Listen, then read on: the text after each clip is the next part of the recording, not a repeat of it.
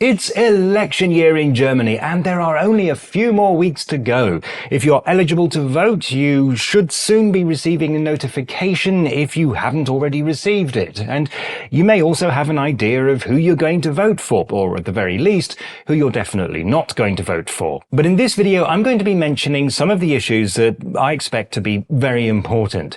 I'm not going to be making any recommendations here about who you should vote for, and I'm not even going to be talking about how each of the various parties stand on each of these issues. This is just a brief list of some of the most important talking points. So if you are voting, this video probably won't help much. If, on the other hand, you're just interested to see what's potentially at stake, well, I'll do my best. And I'm going to start with the biggest and most contentious issue of all, migration and asylum. And, I can already see the angry comments rolling in. We have in Germany quite a large number of people of, as they say, migration background, meaning immigrants and children of immigrants. And that, by the way, includes me. There are a lot of cultures represented, some of them very different from our own. Some have come here to work. Some are, or claim to be, fleeing war and persecution. Unfortunately, there have been, in recent years, a number of attacks perpetrated by members of these groups. And that has obviously got a lot of people talking. Depending on which side you believe, either we have invited terrorists into the land and we need to kick them out now without mercy, or the figures have been distorted in order to justify xenophobia, fear and hatred. And this is as much as I'm prepared to say about that subject here. But if you are a channel member of level beta or above, you'll be able to see a members only video in which I talk a little bit about my response to one of these recent attacks which happened not far from where I live. If you'd like to support my channel and get access to bonus content like this, just click on the join button or use the link in the description for more information. Next is the infrastructure. One of the complaints of the Merkel years is that not enough was invested in the road and rail networks or in internet connectivity. The current government has started an upgrade program on the long-distance rail network. So the big question about that is, will the next government honour that commitment and continue what this government started? The state of the roads is also seen as problematic, and you may remember a few months ago when that bridge in Dresden collapsed. But even before that happened, it had been discovered that a lot more road bridges were in serious need of replacement than previously thought. I expect there will also be an argument over whether to prioritize road or rail.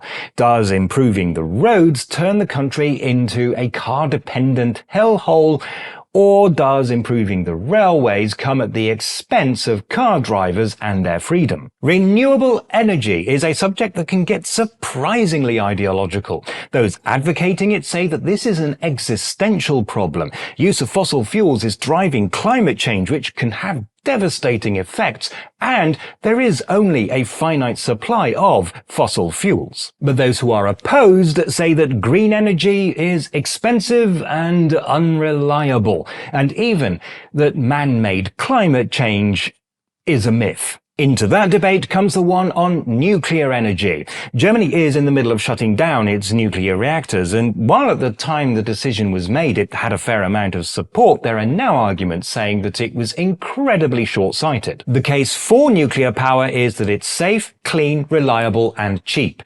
The case against is that it's the exact opposite. And there are also those who say that whether or not it was the right decision, it would actually cost way too much and take far too long to recommission all the nuclear power plants and build new ones. Then we have the war in Ukraine and what our response should be.